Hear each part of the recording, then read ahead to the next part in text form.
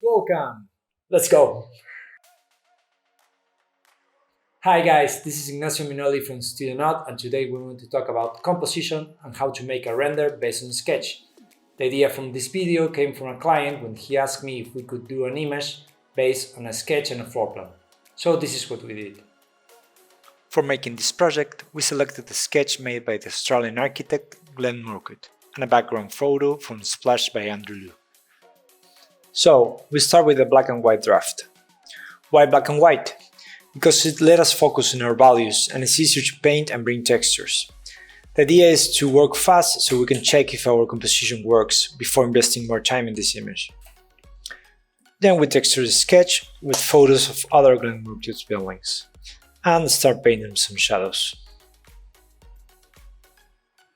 In this first stage, I like to work with the image zoom out. It lets me focus in the general composition and helps me not to get distracted with details. It's really easy to lose focus and reference when working on an image for hours, so that's why I generally try to start working zoom out and getting my values right and the composition right, and then moving on and working the colors and details. Once the main textures are in place, we're going to paint the structure with the black brush and continue working a little bit more with our values. We're going to separate the foreground with the blacker values and the background with a nice white mist. This helps us to create the idea of depth and dimension in the image. Now that our composition and values are looking good, we start working with colors and the finishing details. First, we have to match the colors of the textures we use with our landscape. As this image is pretty much monochromatic, we're just going to saturate and paint it with a yellow tint. And last but not least, to finish our composition, we're going to light on our windows to bring that yellow color and life into our building. Just a quick note, when we're working with colors, we like to create a solid fill layer with a 50% grade and put the blending mode on luminosity. This creates a filter that ignores the values and just leaves the colors, so using this filter helps us to match the colors easier. So for our 3D setup, we have this model that I did in like an hour or so. It's pretty straightforward, the structure repeats itself. We didn't model much detail because the building is really far away.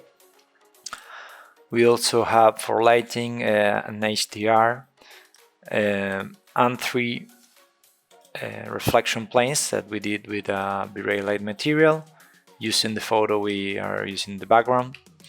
And we have the materials, we're using three materials, one V-Ray material basic, just a little white for the walls, some gray with some reflection and a little bit of glossiness, and a glass with a little bump so the reflections get some movement. It's a really basic setup. The idea was to do a quick image, and the most important part is the reflections.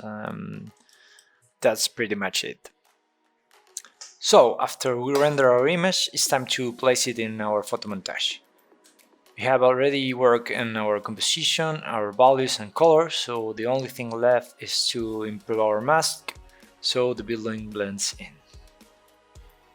To make a quick recap, we start working with the image zoom out to work our composition first. We work our values, trying always to match the background photo with our textures. Then we did the same process with colors.